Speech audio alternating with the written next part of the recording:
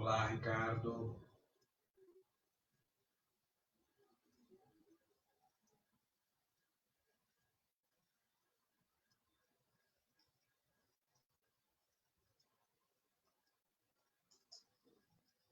Tá me ouvindo?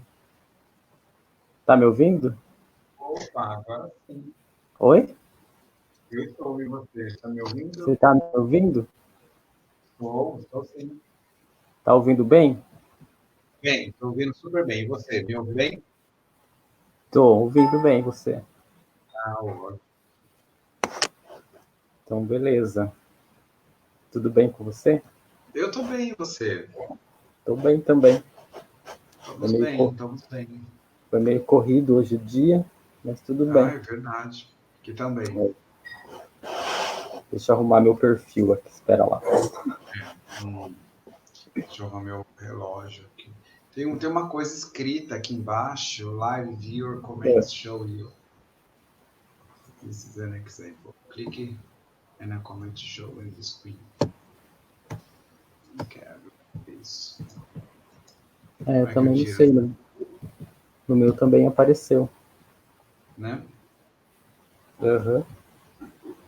Pronto, saiu. Pronto.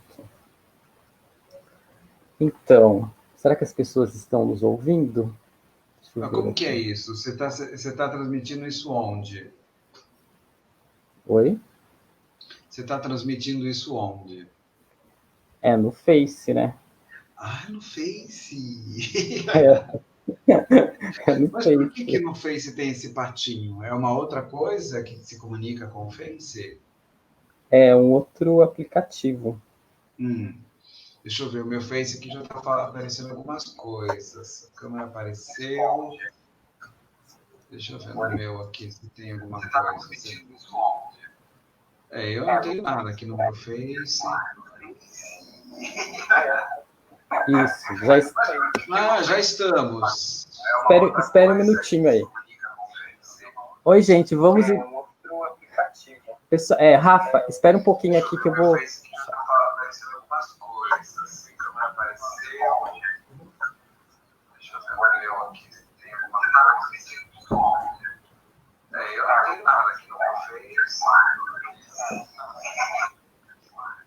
Pronto, Rafa, as pessoas estão nos ouvindo. Já.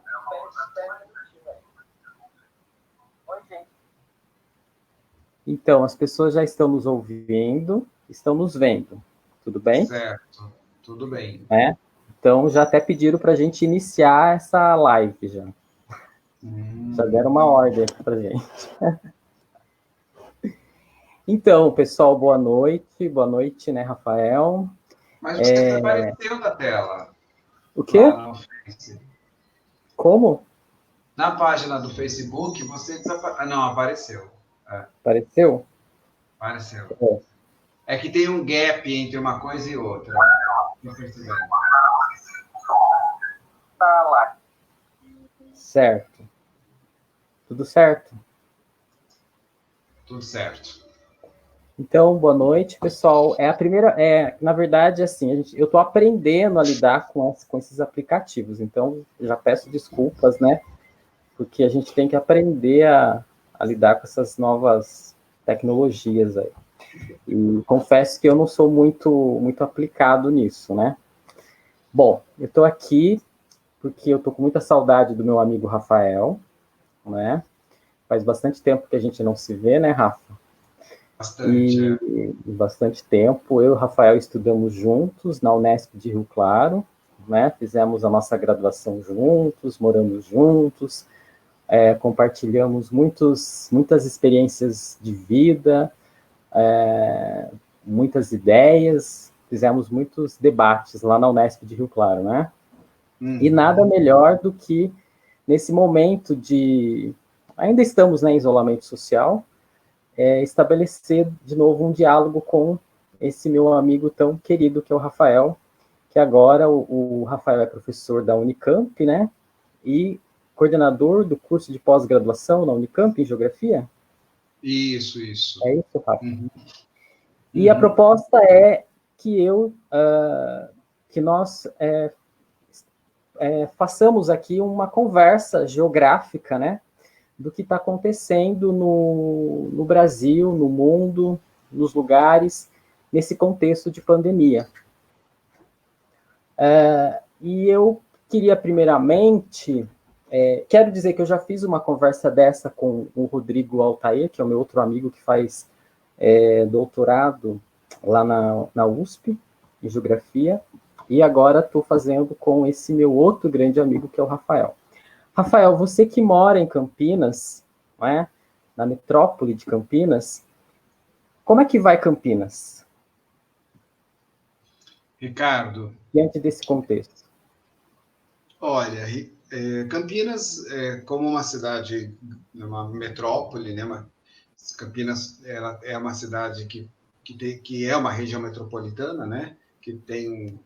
Faz parte de uma região metropolitana, a região metropolitana de Campinas, e Campinas está na mesma situação que todas as demais cidades, com a curva só subindo, né?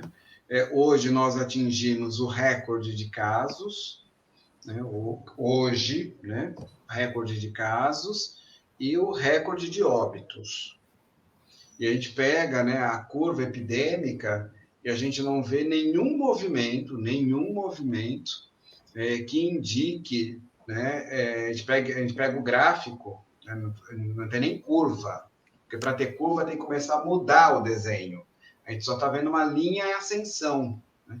Então, quando a gente olha para esse gráfico, a gente não vê nenhum movimento que a curva está se iniciando, ou seja, está diminuindo, né, o número de contágios e o número de mortes. A gente só está subindo.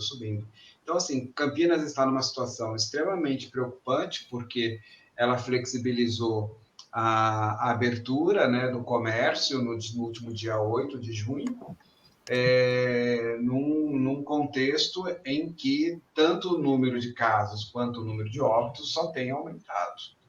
Então, a gente vive uma situação extremamente preocupante. Os hospitais agora estão no seu limite.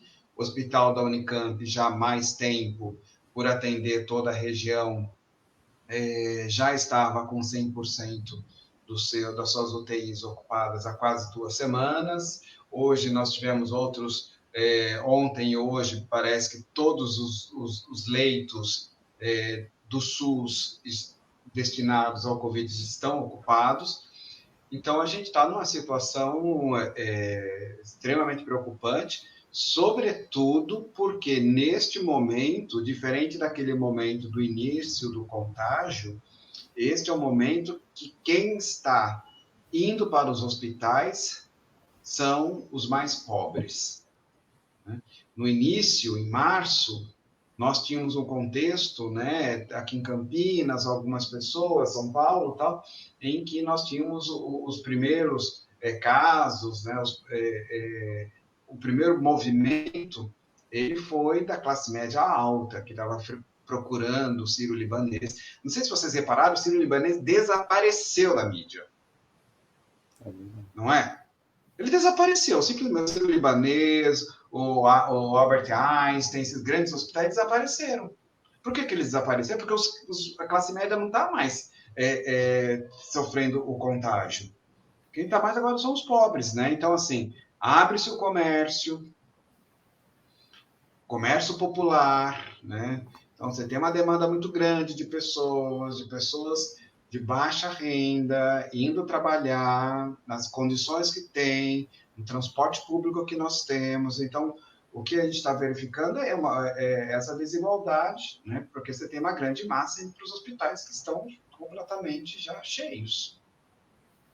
Rafael, então você quer dizer, o que a gente sabe é que essa pandemia, até a própria professora Maria Adélia falou, numa das primeiras análises que ela fez da pandemia, ela falou que essa pandemia começou a circular de avião, né? Ela chegou com as pessoas que viajavam de avião, da China para a Europa, da Europa chegou no Brasil. Ela circulou nos cruzeiros, nos navios, ou seja, ela atingiu uma classe média alta, enfim, inclusive. E, no entanto, eu me lembro que nós conversamos um pouco antes dessa pandemia chegar no Brasil. E uma coisa que me causou muita... fiquei muito preocupado quando eu conversei com você, porque eu não tinha ainda... não tinha ainda tomado a devida proporção do que seria essa pandemia, né? E você foi muito assertivo naquele momento, antes dessa pandemia chegar no Brasil. Você me falou assim, eu perguntei, o que vai ser quando essa pandemia chegar no Brasil, Rafael? E você falou, Ricardo, vai ser um verdadeiro flagelo quando essa pandemia chegar no Brasil. Porque essa pandemia vai chegar de avião, né, com a classe que pode circular de avião, mas quando ela atingir as periferias das cidades, as periferias das metrópoles, enfim, a população mais carente, a classe trabalhadora, a população mais fragilizada, isso vai ser um verdadeiro flagelo. E, enfim, nós estamos vivendo esse flagelo, isso vai piorar do seu ponto de vista nas cidades, nas grandes metrópoles, no interior paulista? Enfim, vimos a situação de Manaus, estamos vendo Belém, que a mídia tem mostrado bastante também, né? Espera só um pouquinho, Ricardo, eu tenho que resolver uma questão de casa aqui. Sua mamãe. Tá bom. Tá bom, pode deixar. É a dona Maria.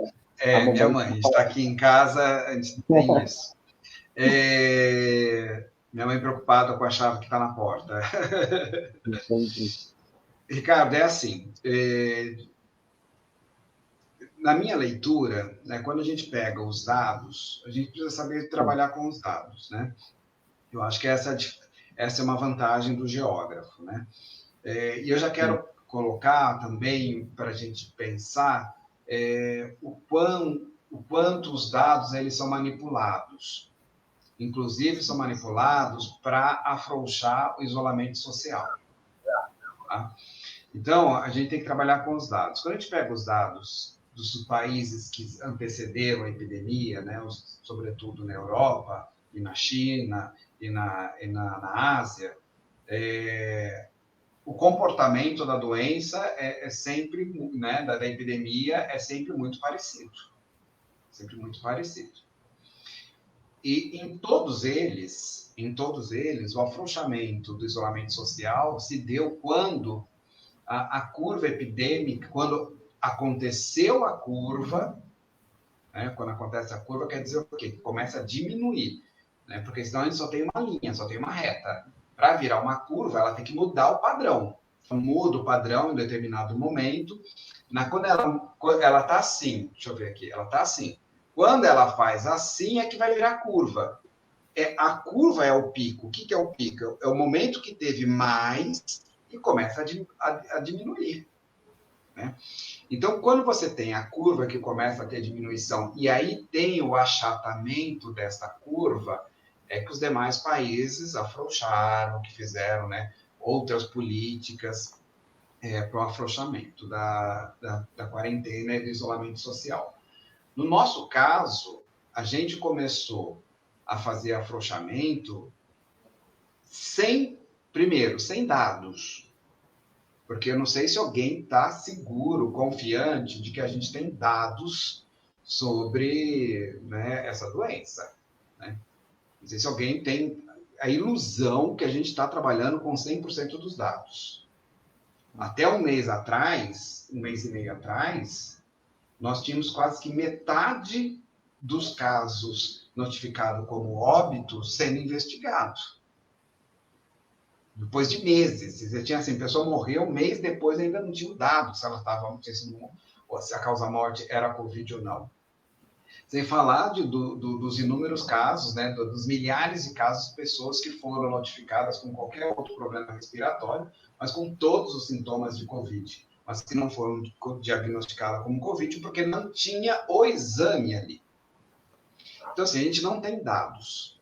Faltam dados. Então, faltando dados, e ainda com uma curva lá para cima, né? Uma curva não, com um gráfico lá para cima, com a linha só subindo, a gente começou a afrouxar. Ou seja, não tem nenhum indício matemático, Não tenho nenhum indício estatístico, nem nada indica que nós já estamos na curva para poder afrouxar, ou, na verdade, não é nem estar na curva para afrouxar, tem que afrouxar lá embaixo.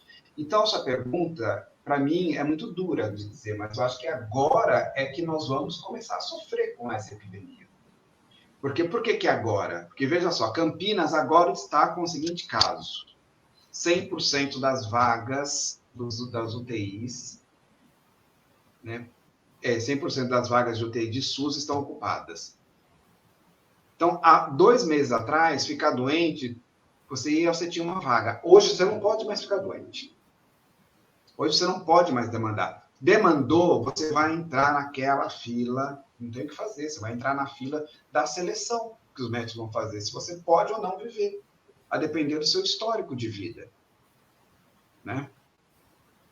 Então, hoje você não pode. Então, assim, imagine só, a massa demandando, a grande quantidade de pessoas, porque nós afrouxamos, as pessoas estão indo para o trabalho, as pessoas estão precisando desse trabalho, o comércio, etc. Essa demanda, esse discurso em torno do capital, nessa demanda do capital versus a vida, a gente não vai, acho que não é nem flagelo, a gente vai viver um genocídio, a gente já está em fase de genocídio, né?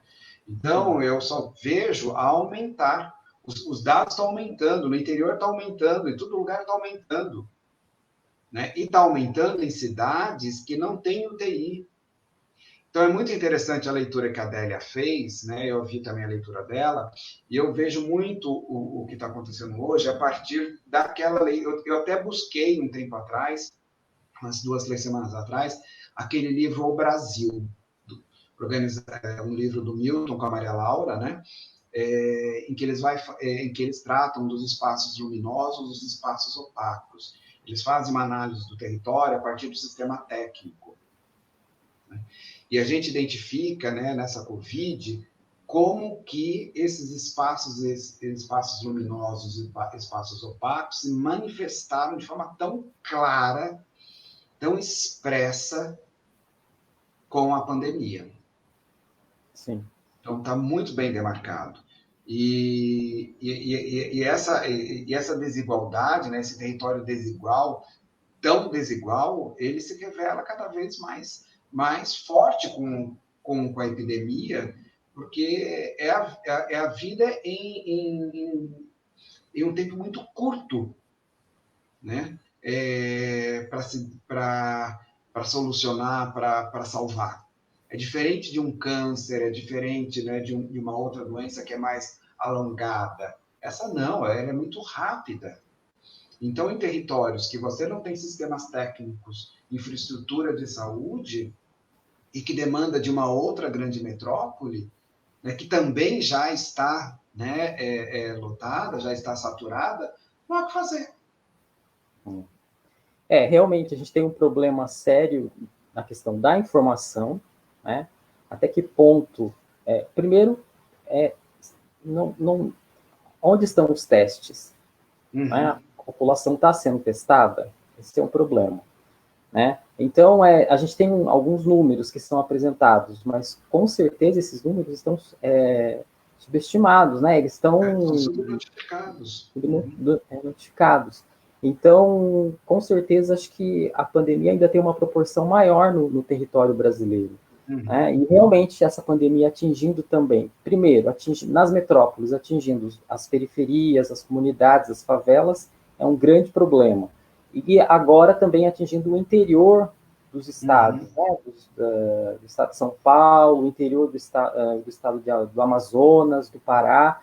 Como que é essa pandemia chegando nessas cidades médias e pequenas, onde você não tem uma infraestrutura de equipamentos hospitalares para atender adequadamente essa população mais carente, né? Então, isso é um problema. E realmente a desigualdade socioespacial do Brasil ela está escancarada, né? E nesse sentido, então, quem está conseguindo, de maneira geral, fazer o isolamento nesse momento é a classe média. É isso. Classe média, elite. Assim, se perguntar assim, Rafael, como é que você está de isolamento? Eu estou ótimo. Eu estou ótimo. vivo numa casa extremamente confortável, entendeu? Com uma biblioteca lindíssima, né? Eu tenho um quarto que é biblioteca, né? Quem mora nessa minha biblioteca é o Visconde, não sei se vocês estão vendo ali. Veja, é um conforto a classe média. Você pode ter uma casa, né? Eu trouxe minha mãe aqui para minha casa, ela fica no quarto dela, eu fico no meu. Então, assim, é um conforto. Eu tenho comida, né? Eu tenho salário, eu posso sair, eu tenho carro. Então, a classe média, hoje, ela tá segura. E ela está segura por duas questões, porque você tem a desigualdade territorial e você tem uma desigualdade territorial do trabalho também, que hoje se manifesta em múltiplas escalas, né, e sobretudo nas microescalas. Então, essa classe média, por ela dominar os meios técnicos, científicos e informacionais, essa classe média, por usufruir das profissões que manipulam esses meios técnicos, científicos e informacionais, né, essa classe média, ela lhe permite trabalhar em casa. Então, ela está segura, inclusive, da sua empregabilidade. Sim. Ela está super segura, a parte da sua empregabilidade. Agora, quem não tem isso, precisa sair de casa para trabalhar. Então, você tem aí uma divisão territorial do trabalho, né, uma divisão social e territorial do trabalho, marcado pelo sistema técnico, que também coloca o menos favorecido, é aquele que o trabalho não demanda, né, essa manipulação, esse domínio da técnica, ele tem que ir para o trabalho. Né? Ele é exposto a isso. Sim. Na cidade, por exemplo, a classe média mora em condomínios fechados. Aqui na minha cidade, por exemplo, Itapetininga, interior do estado de São Paulo, nós estamos vivendo assim uma expansão dos condomínios fechados, né? E de maneira geral, a classe média alta mora em residências maiores, ou enfim, moram poucas pessoas numa casa que tem vários cômodos. Enquanto que quem mora na periferia das cidades, as casas, por exemplo, tem 3 cômodos, 4 cômodos, você tem vivendo dentro da casa 10 pessoas. Os avós, os netos, as netas, os filhos, os pais, as mães, morando todo mundo junto. Então, como que essas pessoas vão fazer esse isolamento social da forma que se anuncia? Né? Então, a impressão que eu tenho é assim, a primeira coisa, uma coisa é você ter a pandemia acontecendo nos países da Europa. Como é que esses governos vão agir, como eles agiram estrategicamente com relação a essa pandemia, que é uma outra realidade social que existe lá na Europa. E como é que agir, qual é a estratégia que não se usou, ou que se usou no Brasil, onde a desigualdade socioespacial é tremenda. Né? Então, a mesma estratégia que se vai usar num país rico, desenvolvido, não pode ser a mesma a ser aplicada num país subdesenvolvido. Né? Eu acho que esse é um problema aqui no nosso território. Não houve um olhar, quando a pandemia chegou, não houve um planejamento estratégico das lideranças políticas, né, no sentido de olhar essa desigualdade social gigantesca, essa aglomeração enorme de pessoas que vivem nas metrópoles, e principalmente nas periferias das metrópoles, e que são pessoas mais carentes. Não houve um olhar que pensasse isso. Qual estratégia nós vamos adotar diante dessa desigualdade socioespacial gigantesca com a pandemia? Não houve. A pandemia simplesmente chegou, né? E, inclusive um governo que também procurou, de todas as formas, negar essa pandemia, né? Nega até agora, né? Nega até agora, exato. Então, a gente teria que ter um planejamento, no sentido, desde o começo, de como fazer a segurança das pessoas, a segurança da saúde das pessoas, nesse contexto de desigualdade socioespacial gigantesco. Não é simplesmente falar isolamento social para todos, fique na casa para todos, uma coisa é a classe média, outra coisa é quem mora na periferia. Teria que se encontrar estratégias, né, sobretudo para aqueles que estão acometidos pela doença, que são identificados por testagem, estratégias de tirá-los dessas casas e levá-los para outros locais, né, para que eles possam ficar em quarentena. Né? Essa é uma das estratégias. Eu sei de algumas cidades que adotaram como teste isso, né? Ou seja, e aí você também tem que ter recursos, ações sociais que possibilitem isso, porque muitas vezes essa pessoa que vai entrar em quarentena, né, que ela testa positivo, mas não está doente, né, que se sente saudável, ela tem que ficar em quarentena para não transmitir para a família, para os demais, mas ela é um arrimo de família, é um trabalhador, e ela é um paciente assintomático e que se sente bem. Então, como é que você fala para essa pessoa isso que você está falando, né? Olha, você vai ficar isolado. Então, você também tem que ter estratégia para retirá-la, colocá-la em outro ambiente, porque naquele que ela mora não é possível, né? Porque é uma casa, é uma ocupação que tem mais do que uma pessoa média, mais do que uma, duas, três pessoas por cômodo. Eu estava vendo outro dia dados do IBGE, a quantidade de famílias e de pessoas que vivem em casas que a média por cômodo é acima de 3 pessoas, vai para a casa dos milhões. Para a casa dos milhões, não é de 1.000, não, dos milhões. Então, assim, média de pessoas por cômodo, entendeu? É muita gente vivendo nessas condições. Então, para você isolar essa pessoa, ela tem que sair desta casa, você tem que criar condições para isso. Né? O Estado deveria fazer isso e não fez. Né? Então, assim, o Estado não fez absolutamente nada. Né? Então, agora, além de, quer dizer, ele fez, ele está colocando agora esta população, que é a população que demanda desse trabalho que está na rua, não é? Porque o afrouxamento não me atinge.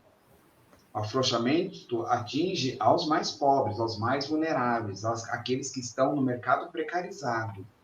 Então, essas pessoas que estão no mercado precarizado, que afrouxou, né, elas não têm condições de negociar com o patrão ficar em casa. Não existe essa possibilidade. Né? Então, elas estão indo para o trabalho, elas estão indo para a rua. E aí elas vão ser acometidas, né? Tá todo mundo desesperado, né? Tá todo mundo desesperado. Então, eu acho que o grande erro das nossas lideranças políticas no nosso país, no Brasil, primeiro, foi a questão né, de uma certa... do nosso presidente de negar essa pandemia, né, de achar que era simplesmente um problema fácil de se resolver. Primeiro, houve essa negação, esse foi um problema. O segundo problema não houve uma visão estratégica no sentido de pensar a realidade socioespacial brasileira. Como é que, diante dessa pandemia, nós vamos agir com a classe média? Como é que nós vamos agir com aqueles que moram nas periferias, nas favelas, nas comunidades? Como nós vamos agir com a população indígena do nosso país, que agora está sendo cada vez mais sendo afetada, né, duramente por essa pandemia. Então, assim, porque o Brasil tem uma enorme diversidade, sociodiversidade populacional, inclusive, de grupos populacionais. Então, era uma estratégia que tinha que se ter. São diferentes populações do mesmo território. Né? São diferentes populações vivendo diferentes realidades no mesmo território. E não se teve esse olhar para essas diferentes populações. Né? Então, é um segundo problema do nosso país, né? E que está levando para ser praticamente o segundo país, tá? A segunda colocação de país mais afetado por essa pandemia já, né? Então, isso realmente é um problema. E a outra coisa que mais uma vez se coloca, né? Que essas vidas, quais vidas importam diante da pandemia? Né, de fato. Quais são as vidas das pessoas que importam nessa pandemia? Quais são os lugares que realmente importam nessa pandemia? né? E quais aqueles que não importam?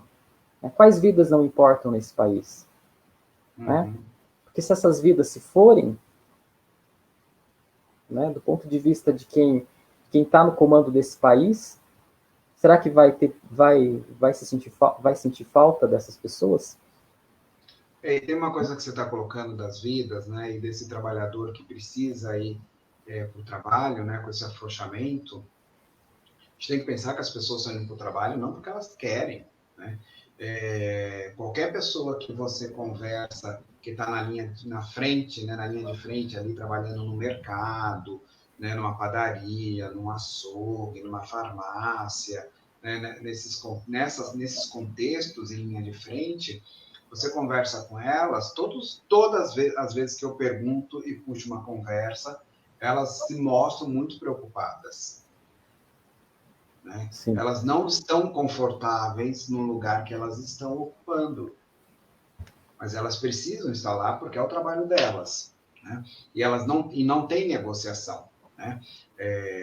Essa ideia, né, dessa reforma trabalhista que o trabalhador negocia com o patrão é uma falácia. Desde quando, né, o trabalhador negocia com o patrão? Desde quando o capital-trabalho tem uma negociação simples, sem conflito? Né?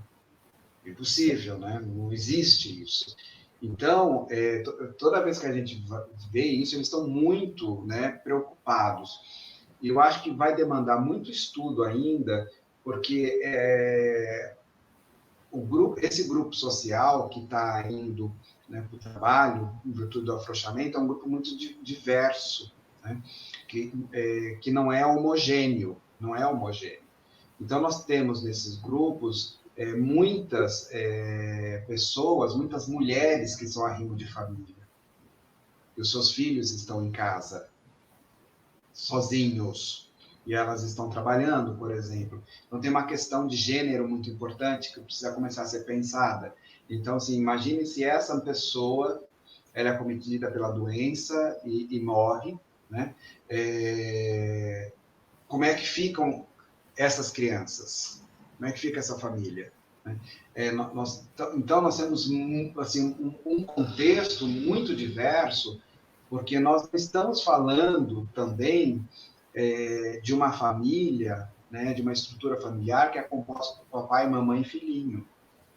Nós estamos falando de uma estrutura social muito diversa que escapa desse olhar, dessa naturalização de família que a classe média imagina que exista. Então, colocar essas pessoas em risco, né, significa também pensar que essas pessoas em risco, elas estão em condições muito precarizadas. Muito precarizadas. Sim. Né, com ausências muito significativas em muitos segmentos. Em muitos segmentos. E uma vez que é tirado um elemento desse, a desestruturação é absurda. Né? Você tirar de um núcleo familiar, retira de um núcleo familiar. E quando eu estou falando de um núcleo familiar, não estou falando de papai, mamãe e 2 filhinhos, não. Às vezes um núcleo familiar é um irmão, uma cunhada e 3 filhos. Uma avó com 45 anos, né? Uma avó com 45 anos, uma filha de 20 e uma netinha de 2. Uma avó de 45, de 50 anos, está no mercado. Né? Você tira essa mulher, você desestrutura esse núcleo familiar por completo. E a reestruturação pós, né, uma perda dessa, ela é muito lenta, o impacto é muito grande. É muito grande. A gente não tem ideia. Uma coisa sou eu que perco meu emprego aqui, que volto para lá, que saio da UFRJ, venho para cá, para Campinas. Veja, são condições absurdamente desiguais. Né?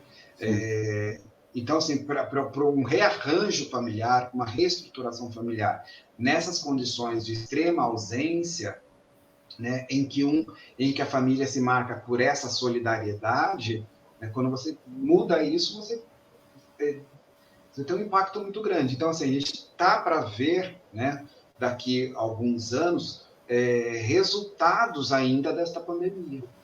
Essa pandemia, ela vai reverberar por muitos e muitos anos, talvez até décadas. Talvez até décadas. Numa perspectiva economicista, né, a gente está com uma ideia aí de uma queda de produção de 8%, 10%, né, uma queda econômica de 8%, 10%, não se recupera isso em menos de 5 anos. Isso na economia. Agora, na família, na microescala, naquilo que alguns autores vão falar de nanoescala, a escala desse acontecer do lar, né, é um impacto sem tamanho. Sim. Agora, o que a gente vê também, assim, para se ter o isolamento social, né, deveria... Bom, eu também acho que agora um outro erro, como você já apontou aí, né, mesmo ainda com a pandemia avançando, houve um afrouxamento desse isolamento social, né, as atividades estão sendo retomadas, o comércio, shoppings, enfim. Então, agora, no entanto, para se exigir, para se ter um isolamento social, é importante que essas famílias mais carentes, essas pessoas mais fragilizadas, elas precisam ter uma renda, né? Uma renda para poder se sustentar, se manter e ficar em casa. Se é que elas, de repente, moram 10 pessoas em 2 cômodos, é complicado, né? Dizer que fique em casa 10 pessoas de uma família, ficar em uma casa de 10 cômodos no meio de uma comunidade. Eu mesmo tive a oportunidade de morar em São Paulo, morei 3 anos lá em São Paulo e vi que tem algumas comunidades, algumas que não tem nem o carro nem passa, são vielas. É muita aglomeração de gente, morando muito pertinho uma da outra. Eu cheguei aí numa residência de periferia com um amigo que ele foi visitar a irmã. Para a gente entrar, a irmã morava eram 3 andares as casas, né? Todas ainda em construção. Para você chegar na casa da irmã desse meu amigo, você tinha que entrar, subir uma escada, entrar na casa de uma pessoa, pedir licença para entrar na casa da pessoa, pegar a escada, subir de novo, pedir licença para entrar na casa da outra pessoa e para poder chegar no 3º andar, que era a casa da irmã do meu amigo. Para você ter uma ideia. Então, como exigir, né, dessa população um isolamento social? Exato, elas precisam trabalhar, né? Elas estão no mercado informal, ela ganha para poder ir à noite comprar as coisas para poder levar para casa. Então, você não trabalha, não tem dinheiro. Então, você teria que ter um Estado, né, que garantisse, que suprisse essa demanda. Agora, eu tenho uma pergunta para fazer. Eu não sei quantos bilhões, né, estão sendo destinados nesse auxílio de R$600, qual é o montante, né? Eu fico me perguntando se, nesse período de quarentena, nesses 3 meses que nós estamos isolados socialmente, quer dizer, eu, né, classe média alta, está isolada, e que a sociedade está vivendo essa pandemia, se os bancos continuaram recebendo o pagamento de dívida, os juros, né, entendeu? Eu queria saber quanto que o governo tem destinado aos bancos, ao sistema financeiro, né, nesse período, né, a partir, né, das dívidas, né, dos precatórios, daquela coisa toda que gira em torno do sistema financeiro e da relação financeirista que o governo tem, a economia tem com o sistema bancário. Eu queria saber se é menor ou maior. Eu tenho uma leve desconfiança, entendeu? Eu tenho uma leve desconfiança que está se destinando muito mais dinheiro ainda em plena pandemia ao sistema financeiro do que ao social. Claro. Até porque... Eu não tenho esses dados. Eu coloco aqui, se alguém tiver esses dados, puder compartilhar, é até interessante, porque a gente precisa começar a mostrar um pouco isso, entendeu? Precisa começar a mostrar um pouco isso. quando, né, o Guedes fala naquela reunião fatídica com os ministros, né, que os pequenos, né, eles trazem prejuízos e que os grandes eles vão investir, que os grandes podem dar um lucro, né, isso está muito bem demarcado. Né? Eu assim, não consigo entender como que uma empresa que ganha milhões, bilhões,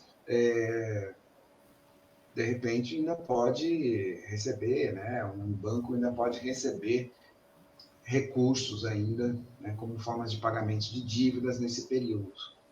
Né? Você não deveria ter uma suspensão nesse momento. Uma outra coisa também que a gente poderia estar pensando e vendo é a questão, por exemplo, das imobiliárias, do setor imobiliário nas cidades, né, diante dessa pandemia. Quer dizer, como é que esse setor imobiliário agiu? Será que, com relação aos aluguéis, por exemplo, né, houve uma contrapartida social? Deveria-se ter uma exigência do setor imobiliário no sentido de negociar os aluguéis das pessoas, dos moradores, enfim. Porque como que as pessoas vão conseguem pagar o aluguel diante de uma situação de pandemia onde muitas pessoas perderam o emprego, enfim. Esse é um outro ponto também, essa força do setor imobiliário que de maneira geral, continuou funcionando da mesma forma como se não houvesse a pandemia, não é? Olha que coisa interessante aqui, né? Um dos nossos ouvintes aqui, o Guilherme, cadê aqui? Eu me perdi aqui. Montenegro, Guilherme, né? O Guilherme Montenegro, que é meu aluno. Sim. Guilherme, obrigado, viu, querido? Ele mostrou um link, mandou um link aqui, eu entrei nele, diz assim, olha, em meio à pandemia, o governo alivia a tributação sobre lucros de bancos.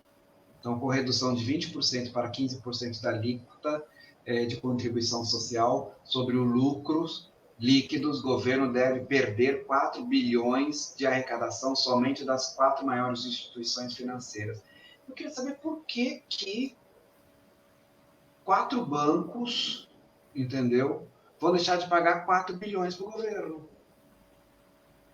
que significa 4 bilhões em recursos, né, que poderiam ir para esse auxílio? Para ampliar o auxílio, para aumentar o valor do auxílio? É que pode.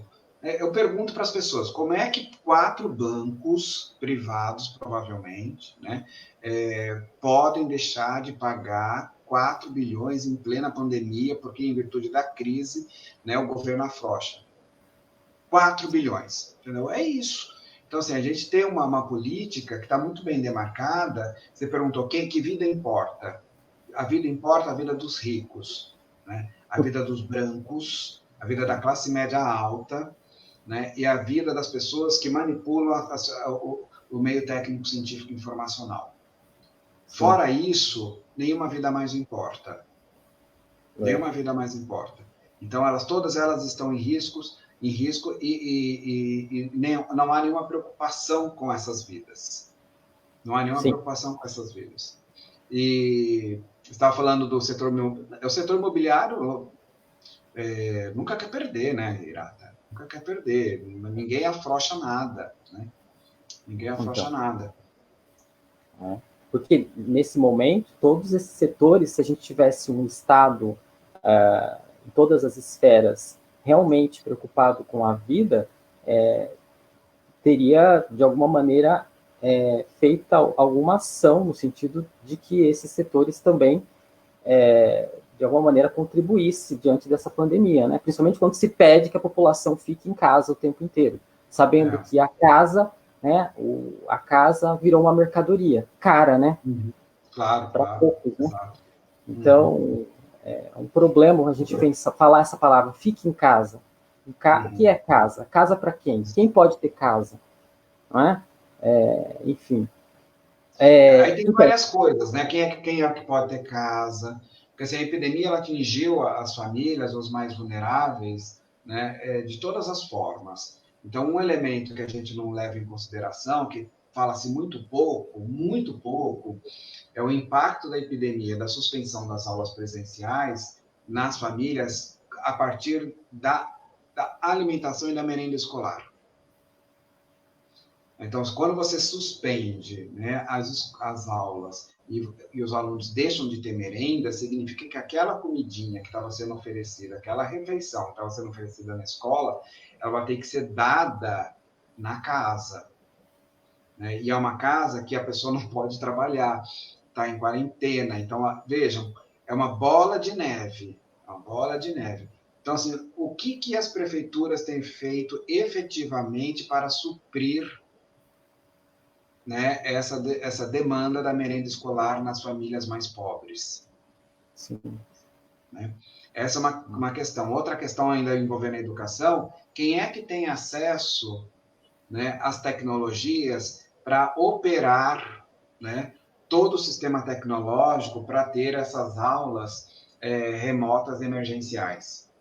Eu não estou nem falando, eu estou usando aqui um termo que o sindicato nosso utiliza, né? Ela não usa EAD, né? A gente está chamando isso aqui no sindicato dos professores de aulas remotas emergenciais. Por que aulas remotas emergenciais? Porque tudo isso que nós estamos fazendo com os nossos alunos não passa por nenhuma discussão, por nada que diz respeito à EAD. A EAD é outra história, a EAD é outra coisa. Não é isso que está acontecendo. A EAD tem décadas de estudos, tem décadas de aprimoramento, né? A EAD envolve múltiplos profissionais, né, você tem uma divisão social do trabalho dentro da EAD, quem faz o material, quem organiza o conteúdo, o conteudista, quem ela pega aquele conteúdo e transforma aquilo numa interface de comunicação com o aluno. Você tem a pessoa que vai fazer o contato direto com o aluno, a mediação, um outro esquema. Não é isso que está acontecendo. Então, além de não ser, quem é que tem acesso a isso? Né? Então, começa a ver que, assim, que essa epidemia, ela atinge o estômago, ela atinge a família, né? A estrutura familiar, ela atinge o sistema educacional, né? Ela vai atingindo toda uma estrutura social, né, que impacta diretamente os mais vulneráveis. Sim. Então, eu volto de novo àquilo que eu afirmei, né? Primeiro, não se teve uma estratégia de enfrentamento dessa pandemia levando em consideração a desigualdade socioespacial do território brasileiro, a diversidade socioespacial da população do território brasileiro. Né? E o mesmo acontece na educação. Não é? Eles pensam, quem é que está pensando essa educação? A impressão que dá é que quem está no comando da educação do nosso, enfim, do nosso país, do nosso território, não conhece a realidade escolar, né? Porque, ou mesmo no governo do Estado de São Paulo, não conhece a realidade escolar, porque eles sempre colocam propostas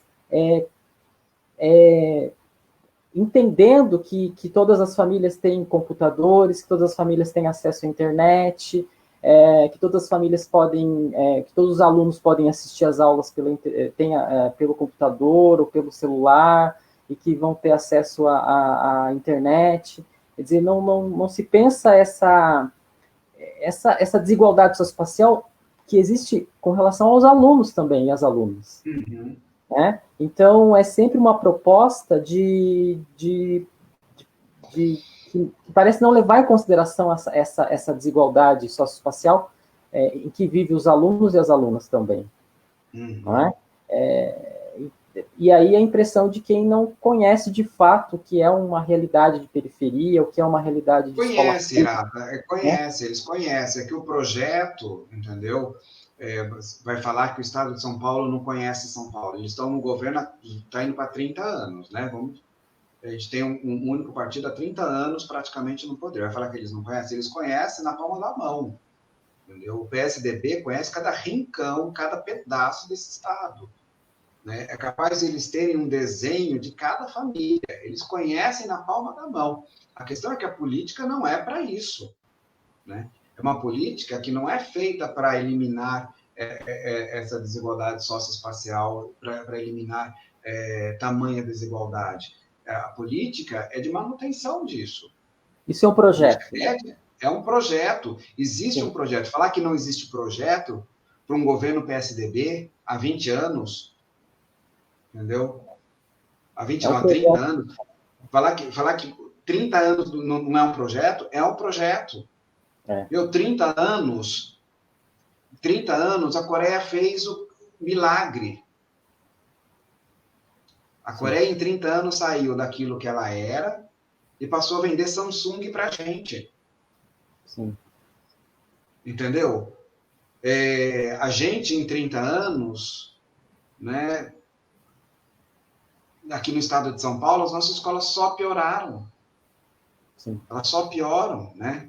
Tem um livro muito interessante do Eduardo Girotto, que ele analisa as políticas estaduais de São Paulo e numa perspectiva espacial, ele espacializa, né, essas políticas educacionais, ele mostra quão desigual territorialmente, né, essas políticas elas se dão. Então, assim, eles conhecem, sabem muito bem, tem que deixar claro que o governo de São Paulo... Olha só, pessoal, eu vou falar uma coisa para vocês. Titio vai dar uma aula, tá? PSDB está há 30 anos no governo. Eles conhecem tudo. Tudo, tá, meus amiguinhos? Então, estou parecendo a colega em algum lugar desta tela, vou falar do PSDB. Então, os caras sabem. Então, você tem que se perguntar por que em 30 anos a escola não continua igual, continua pior, né? Se transformou, vai se transformando para pior. É isso. Principalmente as condições de trabalho, né? Ainda mais agora também do professor e da professora, né? Diante dessas tecnologias. Com relação ao governo, eu assisti àquela reunião ministerial do presidente, né? E qual é a leitura que eu fiz? A leitura que eu fiz é a seguinte: essa foi a escolha do país. O país escolheu essas lideranças políticas.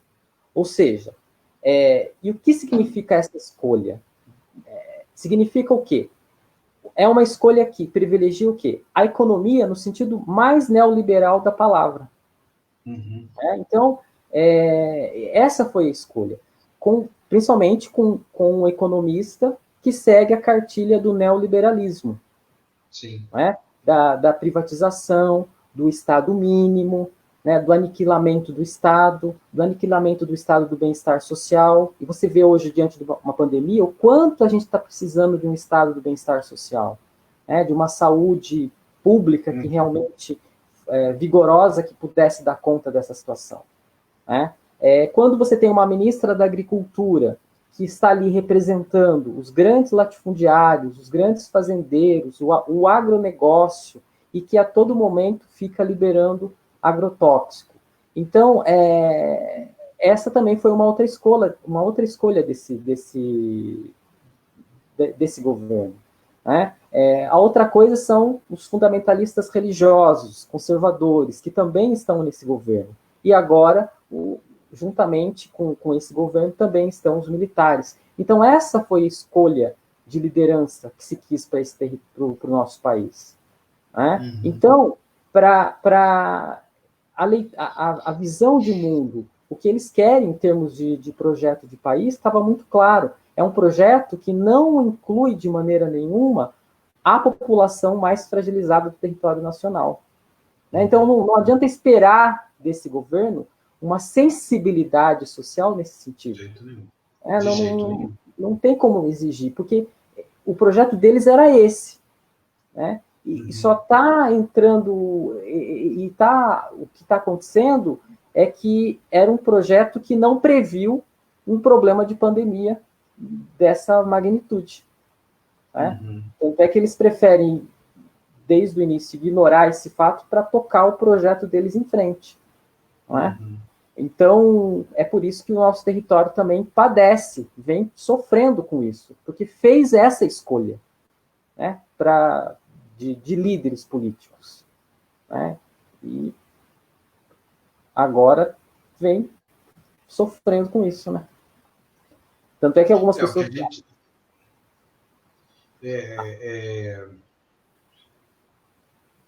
Bom, para mim esse governo ele é todo errado, né? Ele é todo errado do começo ao fim. Então, ele é todo errado para nós, mas ele tem projeto. A leitura de mundo, claro, de visão do mundo deles é muito clara, desde o começo. Claro. Né? Sim, é um projeto, né? Aquilo que a gente vem falando, né? Um projeto, porque não é só um projeto neoliberal, é mais do que um projeto neoliberal, né? É um projeto neoliberal fascista. Então, a gente não pode só falar que é um projeto neoliberal, porque um projeto neoliberal também era do PSDB. Né? É aqui em São Paulo e foi do Fernando Henrique Cardoso. E a gente não pode colocar na mesma panela, né, esses dois governos, entendeu? Fernando Henrique aliás, não se pode comparar nenhum governo né, que desde 89 com este. Não se pode comparar. Então, assim, o Fernando Henrique era um governo neoliberal, ele era um governo neoliberal, mas ele não tinha esse projeto fascista, ele não tinha esse projeto ultraconservador. Ele não tinha isso. Eu não estou fazendo defesa do governo Fernando Henrique, muito pelo contrário. Mas a gente não pode comparar as duas coisas, porque a gente tem que saber adjetivar esse governo, porque ele é neoliberal fascista. Ele é um governo neofascista. E esse fascismo, esse fascismo no Brasil, ele precisa ser ainda mais adjetivado. Né? Ele precisa ser melhor trabalhado, porque dentro desse fascismo, existe uma coisa que não existia naquele fascismo de lá de trás, que é a força teocrática, que está muito presente dentro desse fascismo. Né? Então, nós temos um governo neoliberal, fascista, teocrático. Né? Que essas três coisas, né, esses três elementos, eles se juntam e a gente precisa entender, né, como que esses três elementos, essas três demandas, né, essas três demandas políticas que antes estavam meio desarticuladas, se unem numa cadeia de equivalência para construir esse projeto de poder. Então, existe um projeto de poder que está colocado, que nele você tem, né, os interesses, uma articulação de toda uma demanda, de todos os interesses do neoliberal, desse grupo fascista, né, antidemocrático, e também de uma ala cristã, porque eu não posso falar só religioso, falar assim, e religioso, não, porque não é religioso, é cristão. É cristão. Quem está envolvido nesta perspectiva são os cristãos. Né? Em vários segmentos desse cristianismo louco aí que está existindo, inclusive do católico. Então, você tem essa junção desses três grupos políticos em torno de uma demanda de poder, que a gente precisa entender o que é, né? O que é essa articulação desses três desiguais que se juntaram num movimento de equivalência em torno de uma articulação de poder. O que é este poder? A gente precisa entender o que é esse poder e até qual é o limite que é projetado para ele, para a gente poder construir o argumento contrário. Porque a gente não está sabendo construir o argumento contrário a ele. Porque por hora a gente fica somente num debate do neoliberalismo. Por hora a gente fica só no fascismo. Né? Por hora a gente fica só no conservadorismo religioso, cristão. Né? Cristão. A força desses três juntos, né? A força desses três juntos é que tem feito este governo ser tão empoderado junto à população. Agora, também é um cristianismo, né, Rafa, que foi apropriado por esses homens, né? É um cristianismo que foi distorcido, né? Porque a proposta cristã, a gente sabe que não é por aí, né? Bom, aí Indevidamente apropriada, né? Nesse sentido, ela está mas sendo usada. infelizmente, entendeu? A gente sabendo que não é o cristianismo, entendeu? Infelizmente, quem está dentro desse movimento é o cristianismo. Você não vê dentro desse movimento, né, as religiões afrodescendentes, né? Sim. Você não vê, eu não vi ainda dentro desse movimento, né, apoio dos espíritas. Eu não percebi que os espíritas estão articulados dentro de uma estrutura de poder querendo poder. Até pode ter, você pode ter espírita de direita, entendeu? Não tem problema. Mas não é um projeto de poder deles. O projeto de poder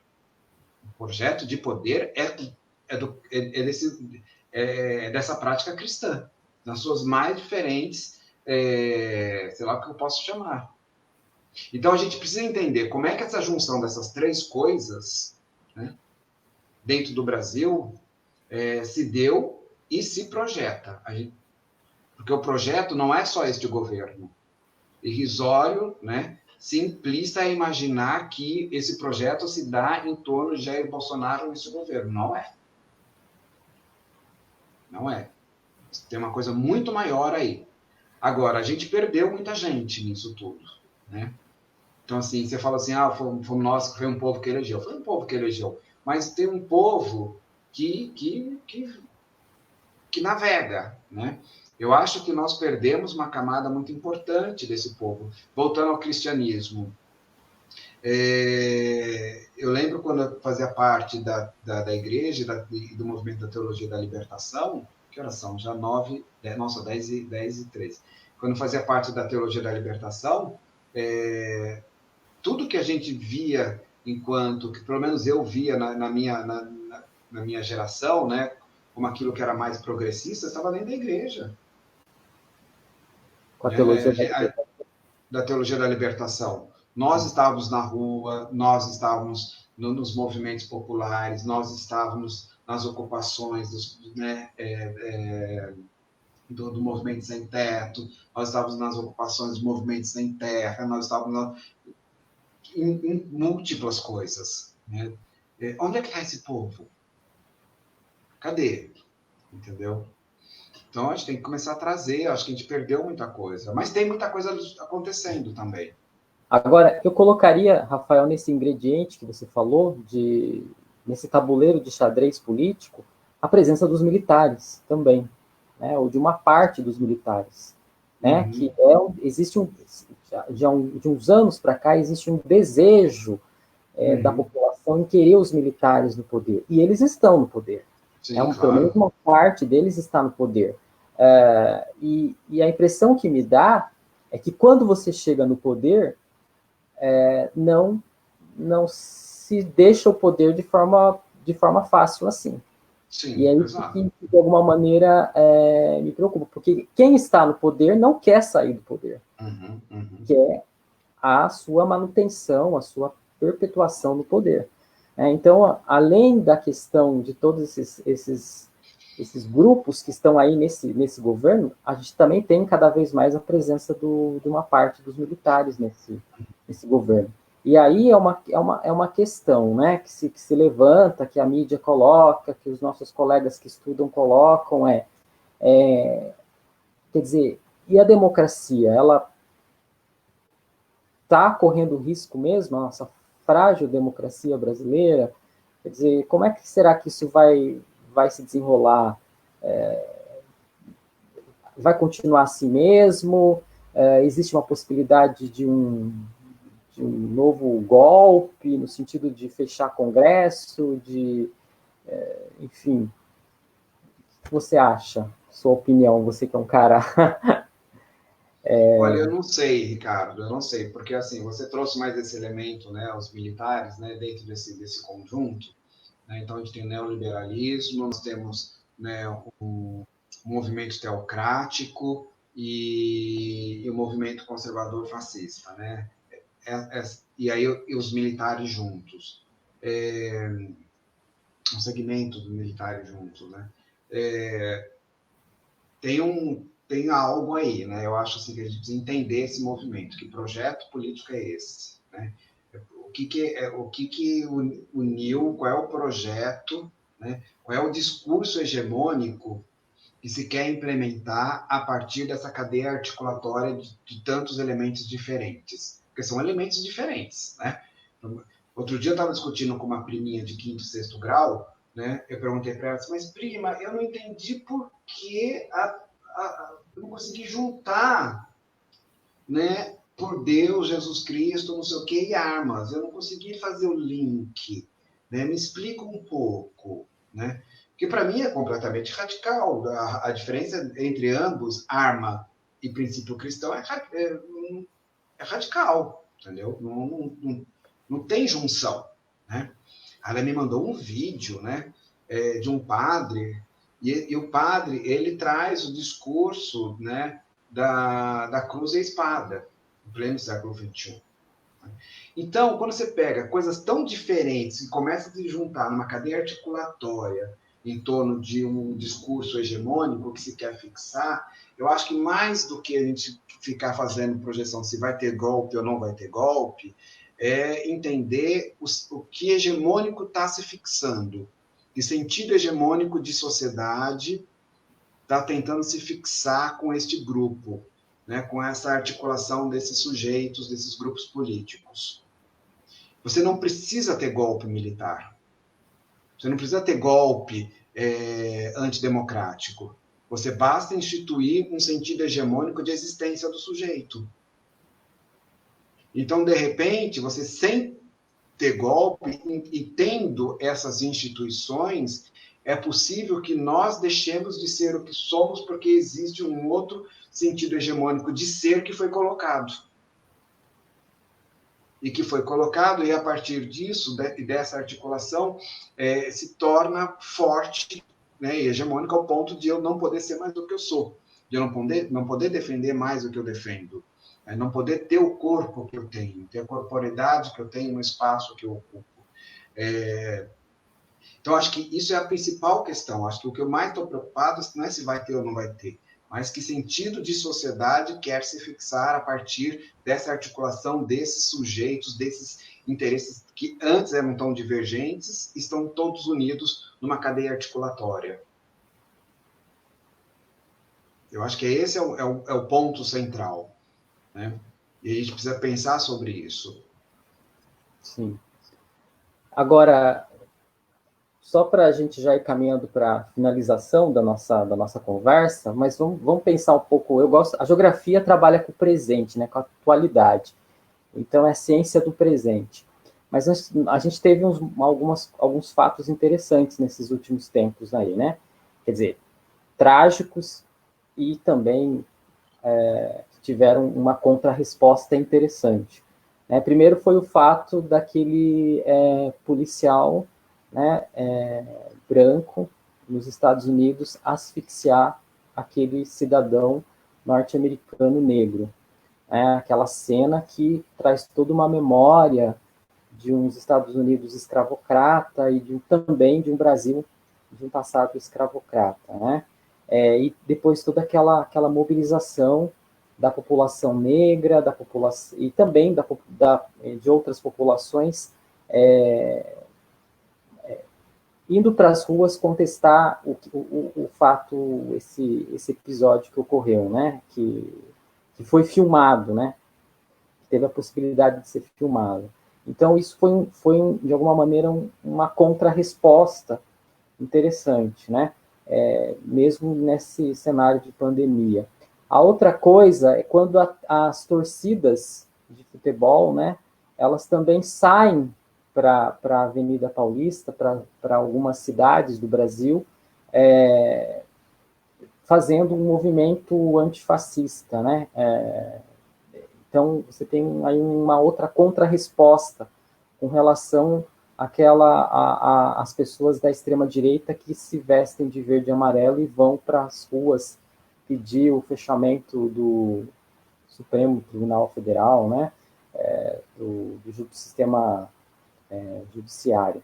Então, você tem essa contra-resposta.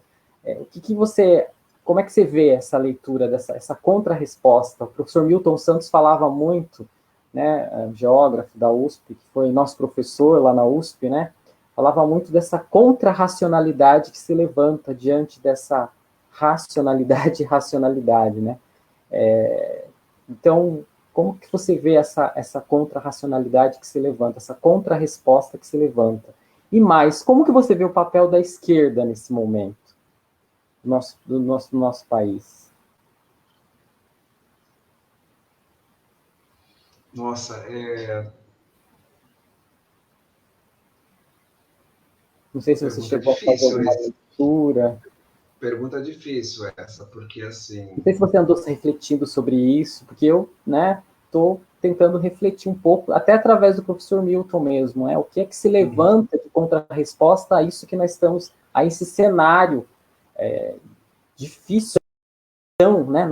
Eu acho que nunca no momento histórico, eu tenho 44 anos de idade, lógico que sempre existiu repressão, né? Nós pegamos, a minha geração pegou o final da ditadura militar, né? Mas nós já participamos, né? Eu mesmo cheguei a participar enquanto estudante na Avenida Paulista.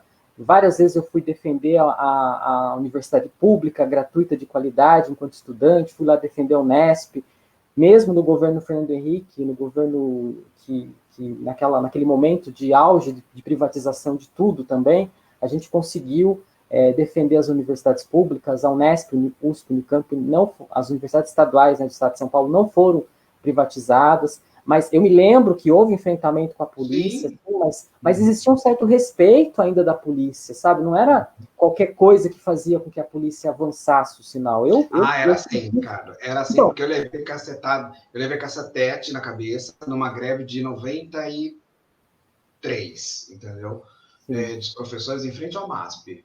Então, a polícia sempre foi truculenta. Foi truculenta. Sim, mas a gente conseguiu.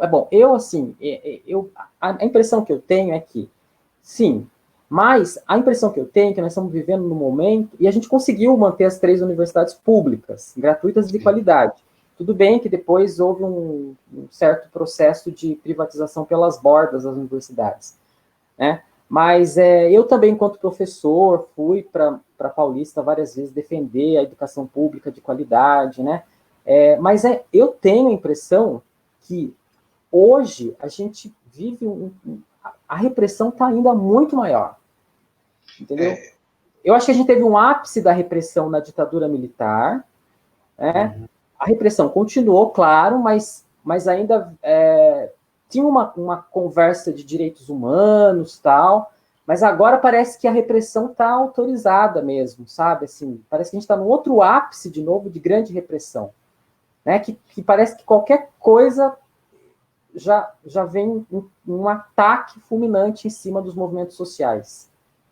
Eu tenho falado, Irata, com algumas pessoas, algumas lives que eu tenho participado no meu grupo de pesquisa. Eu não, né? Meu grupo de pesquisa, os meus alunos têm debatido muito sobre uma coisa que a gente vem chamando de golpe no território. O que quer dizer esse golpe no território? A gente tem que pensar que pós-ditadura militar, que a Constituição de 88, ela não eliminou, né, os processos de desigualdade desse país, né, as desigualdades socioterritoriais, que são enormes, não eliminou, mas, ao longo desses últimos 30 anos, a Constituição garantiu um Estado de Direito que foi possível que as diferenças, né, que não são poucas, são muitas nesse território, elas passassem a ter direito à voz, à manifestação, né, a se colocar, e elas foram lutando por isso. Então, esses grupos que sempre foram ocultados, né, sempre tiveram muita repressão, continuaram sofrendo a repressão, mas a partir de um momento que você tem uma Constituição que garante, né, a existência desses grupos. Você garante não só a existência, mas da segurança jurídica, né, a muitos desses grupos. Esses grupos foram se fortalecendo, né? Foram se fortalecendo não porque a Constituição deu isso, porque eles foram se fortalecendo na luta, né? Se organizando na luta. Né? Então, a democracia que adveio de 88, ela possibilitou esta organização desses grupos sociais. Né? Então, esses grupos sociais, eles passaram a estar mais presentes e as pautas desses grupos sociais foram se transformando em políticas públicas. Né? Não são poucas, não são poucas. Há um enorme espaço a ser preenchido ainda, mas esses grupos sociais vieram conquistando, ao longo dos últimos 30 anos, né, muitas políticas públicas, muitas. E essas políticas públicas foram dando visibilidade a esses grupos sociais.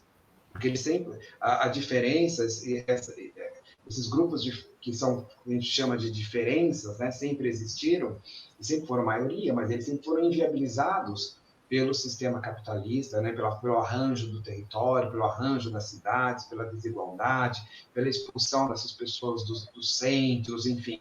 Sempre foram colocando eles à margem, eles foram sempre tendo essa vida e tendo esse trabalho precarizado, né, de modo que eles não apareçam. Né? E eles passaram a aparecer. Eles passaram a aparecer, eles passaram a pleitear, e mais do que isso, né?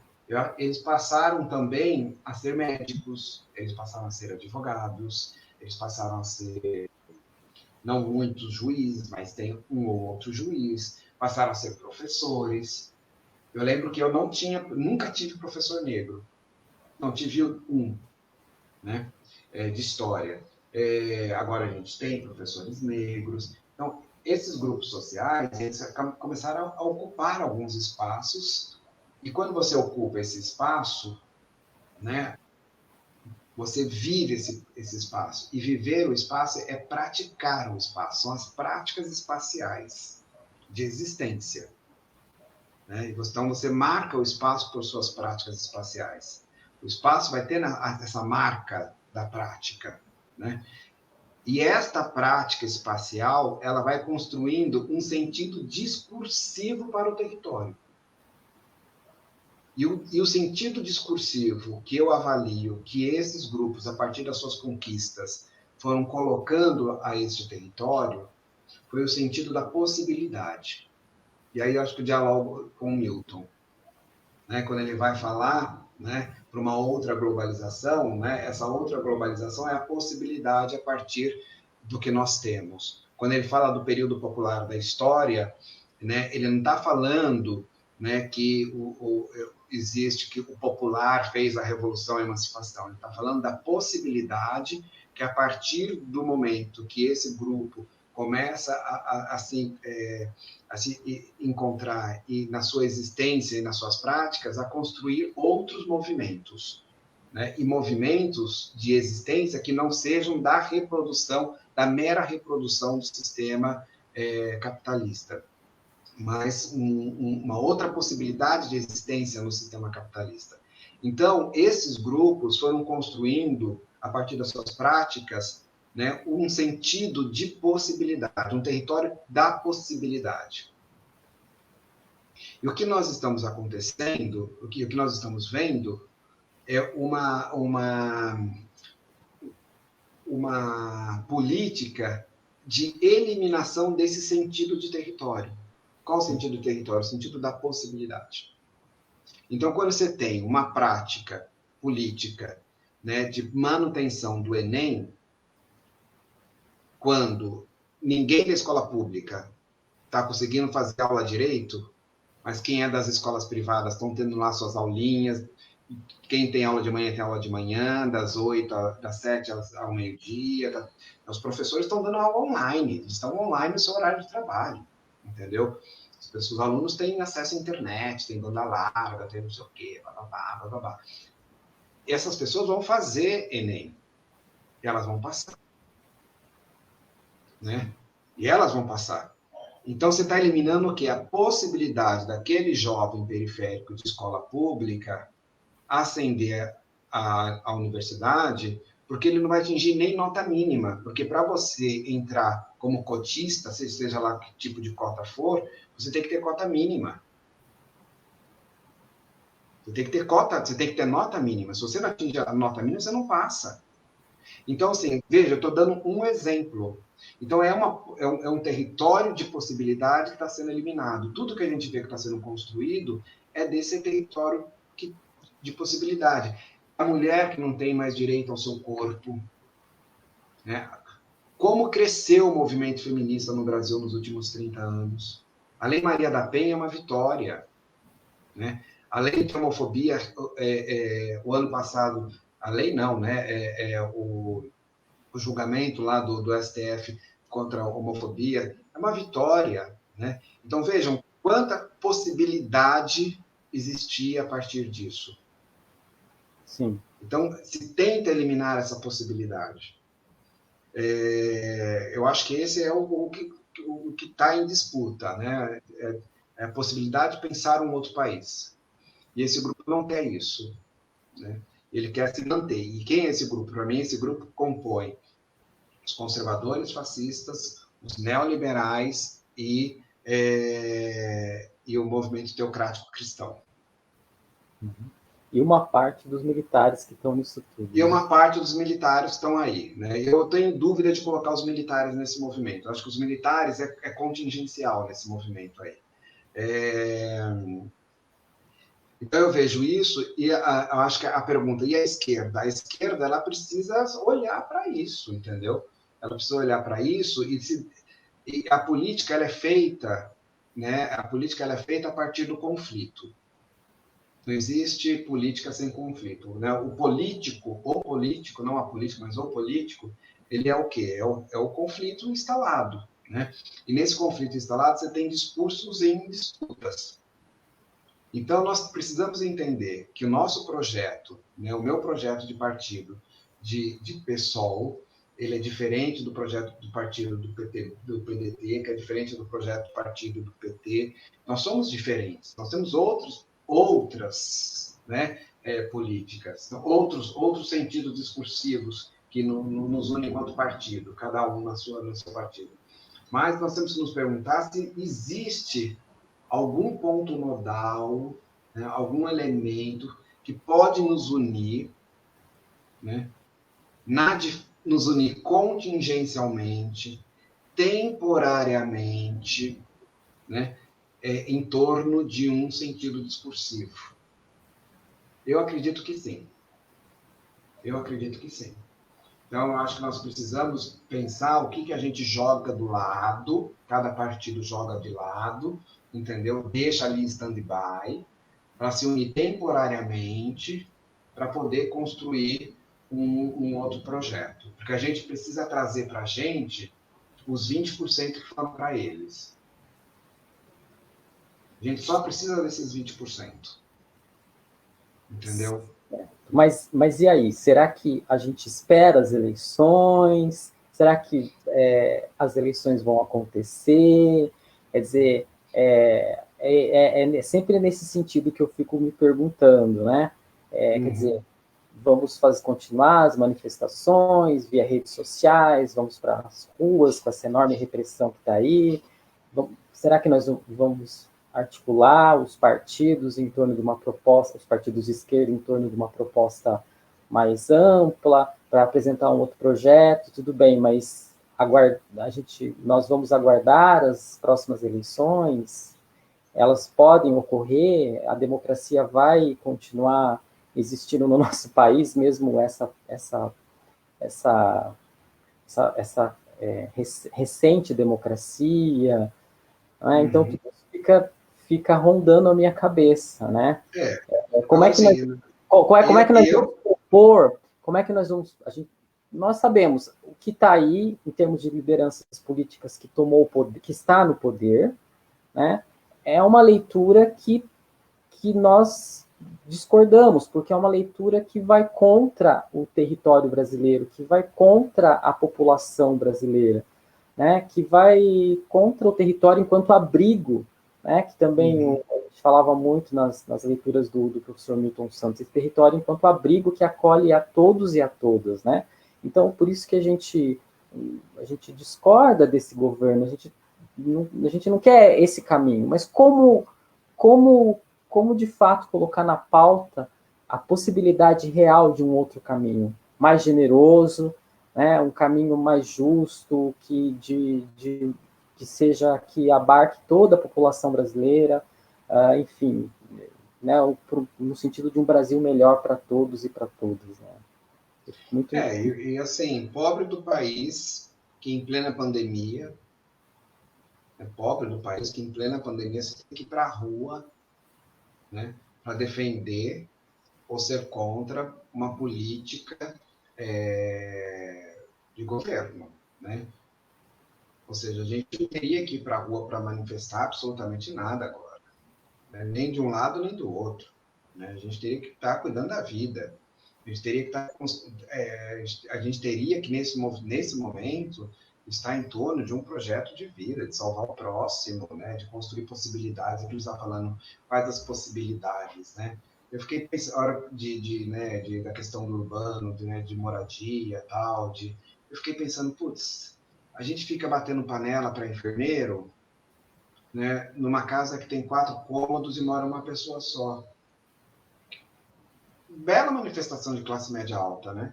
Eu poderia disponibilizar, né, uma alternativa, olha que interessante, nós poderíamos estar construindo moradias solidárias, entendeu? Poderia ter, sei lá, criar um aplicativo de moradias solidárias, pessoas que precisam estar em quarentena. Eu tenho espaço na minha casa, eu posso oferecer um cômodo, de repente. Olha que interessante, olha, aqui pode vir uma pessoa, aqui pode vir uma outra pessoa, entendeu? Eu tenho condições de receber, tenho condições de dar alimento, né? A gente pode fazer isso. Quantas pessoas não poderiam fazer isso? Né? A gente teria que estar cuidando das pessoas vulneráveis. Não, a gente precisa ir para a rua ser contra o governo, em momento de pandemia. Pobre do país que tem isso, né? Que tem esse governo que demanda isso. Mas... o foco deveria agora ser a saúde, né? Exato. Deve ser a saúde, a solidariedade, né? É isso que demanda. A gente precisa estar preocupado com o outro, com a solidariedade, né? Não com defesa de se o governo está certo, se o governo está errado. Né? Sim. Bom, Rafa, acho que a gente já está chegando a quase 1h e 27 minutos, né? Já chegamos a 1h e 27 minutos, 28 minutos. Acho que a gente pode já partir para as considerações finais, para os agradecimentos, né? A minha proposta é assim: nós passamos uma vida estudando, né? Estudando, somos professores de geografia, né? Temos uma trajetória enorme de estudos. Montamos um grupo de estudos Milton Santos lá na Unesp de Rio Claro, né? Para estudar a natureza do espaço, né? A gente gosta de estudar. E a minha ideia de fazer essa conversei, né, como eu já falei, fiz essa conversa com o Rodrigo Altair, lá que faz doutorado na USP, Geografia, agora com você. Estou pensando em fazer com o Wendel também essa conversa. Olha que interessante. O Wendel é muito interessante, porque ele tem um outro olhar agora. Ele está na vivendo na Europa, na Alemanha, né? Sim. Seria bem interessante. Porque eu acho que nós que estudamos mesmo, que gostamos de estudar, que temos uma vida de estudos, nós precisamos colocar os nossos pensamentos, as nossas ideias, de alguma maneira, né? Porque o que a gente está ouvindo desde as últimas eleições de absurdos, é dolorido para a gente que estuda ouvir os absurdos que vem se falando na sociedade brasileira. Para começar dos termos, socialismo, comunismo, enfim, terra plana, né? Para quem é professor, para quem estuda, para quem é muito angustiante, né? Tá vivendo nesse momento, nesse contexto, né? Então, por isso que eu propus isso de chamar né, as pessoas com quem que eu conheço, que gosta de estudar, para a gente aprender, inclusive usar essas técnicas que o professor Milton Santos falava, que deveria aprender a usar esse ferramental, né, para que nós, geógrafos, colocássemos os nossos pensamentos, as nossas ideias, né? Ele sempre dizia isso, né? Que o conhecimento não pode ficar escondido, ele tem que ser exposto, né? Tem que ser compartilhado. Então, é nesse sentido de que, pô, se a gente estudou, passamos uma vida estudamos, vamos expor, colocar os nossos pensamentos. Porque tem muita gente que não estudou nada e está falando, né? Tentando fazer a cabeça das pessoas. Então, é um pouco nesse sentido que eu estou chamando vocês que eu chamei vocês, inclusive, para fazer essas conversas geográficas. Muito bem. Tá certo? Ricardo, eu agradeço. Achei muito bacana essa ideia. Né? Você falou que era uma conversa, eu não me preparei, não fiz nenhuma... mas eu acho que é nisso. Entendeu? Eu pensei que era bem isso mesmo, porque assim, não preparei nada, não busquei dados, não fiz nada. Assim, muitas das coisas que eu falei aqui são leituras que a gente faz a partir de informações não sistematizadas, né? Porque assim, eu não tenho... O meu objeto de estudo hoje não é esse, né? Então, assim, não tenho sistematizado essas informações, esses dados, essas análises políticas, né, do território, não tenho os dados disso tudo, mas a gente tem, assim, algumas informações. Então, com essas informações, a gente vai construindo, né, uma leitura de mundo, né. Eu super gostei, eu acho que é bem bacana, estou dando uma olhada aqui nas pessoas, aqui participando. Sim. Agradecer, acho que é bem bacana. Olha, este é o Ricardo que eu queria encontrar no dia que eu fiz a minha live, entendeu? Que aí não tinha que fazer, eu fui colocar a pamplisilha no cabelo, entendeu? Porque eu já nem sei como é que faz aqui. Encontrei o Irata, gente. Tá todo mundo perguntando, você encontrou? Eu encontrei o Irata, essa criatura querida, super amigo. Irata, acho que também, sabe uma live legal? Chamar os colegas que hoje estão atuando na educação básica, né, com professor, eles também têm uma experiência interessante para ler isso tudo, né, vindo lá da escola, assim. Você como professor também já está, então tem uma conversa assim, e aí, né, como é que tá? Tem colegas que estão na rede privada, que têm uma experiência muito diferente de quem está na pública, né? A precarização no privado, nessas condições hoje, são bem difíceis, né? Também. Então, agradecer a todos, aí foi bem legal, gostei. E é isso. A gente agradece a todas as pessoas que mandaram mensagens, né? Enfim, a gente está aprendendo ainda, tal, como que usa esse recurso. Eu, pelo menos, estou aprendendo como que usa esse recurso, então até peço desculpas pelas minhas falhas aí. Agora, a ideia é essa, sabe, Rafa? Como a gente passou um bom tempo da nossa vida juntos, discutindo, conversando, compartilhando ideias, pensamentos, a minha proposta é essa: estamos distantes, né? Você está em Campinas, eu estou no interior do estado de São Paulo, em Itapetininga. Então, a gente não estamos mais juntos no cotidiano, ainda mais nesse contexto de pandemia, nós estamos, cada um tentando se cuidar, né? Fazer esse isolamento social, até porque a vida de cada um é muito valiosa, né? Então, a ideia era essa, era propor uma conversa, uma reflexão, né? Eu sei que você não sistematizou dados, tal, mas você tem uma vida de estudos, uma vida dedicada aos estudos. Então, uma pessoa que tem a experiência que você tem de vida, a experiência de estudo que você tem muito a dizer, né? Eu acho que a gente tem que dizer sim, né? Até porque você sabe que os dados também, as estatísticas, elas são importantes quando elas são sérias, porque as estatísticas, os números também falam aquilo que se quer que os números falem, né? Os números podem ser distorcidos. Né? Quem produz a informação? Quem produz os números? Né? Você mesmo no início da sua fala, começou a falar da questão da informação, dos dados, dos números. Então, a proposta era essa. A gente vem estudando a longa data, né, o lugar, o Brasil e o mundo, acompanhando esse movimento.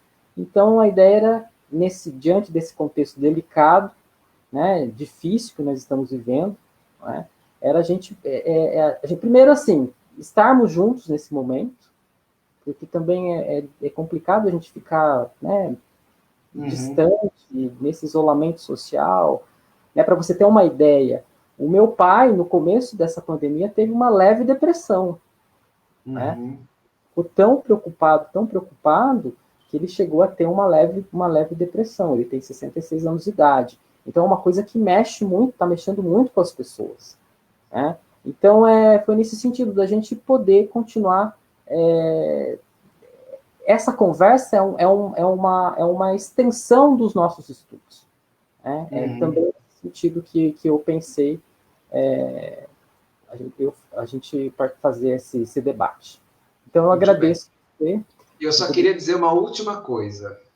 Vou olhar bem para a câmera ali, assim, eu falar assim, amiguinho, eu sei que se você está arrependido, se arrependeu de ter votado, não tem problema não, tá? Me procure, eu tenho um coração enorme, eu vou te aceitar, tá? Não sou inimigo não, tá? Sou amiguinho, tá arrependido? Me procure, que a gente vai ter uma boa conversa, tá bom? Não é errado votar não, tá? Votou errado, votou, fez cagada, faz parte, né? Tava desempregado, tava fudido, tava aqui, não tem problema. Mas volta pra gente. Vem conversar com a gente. Tem um monte de colegas aí que vai poder te receber bem bacana, tá? Porque a opção existe.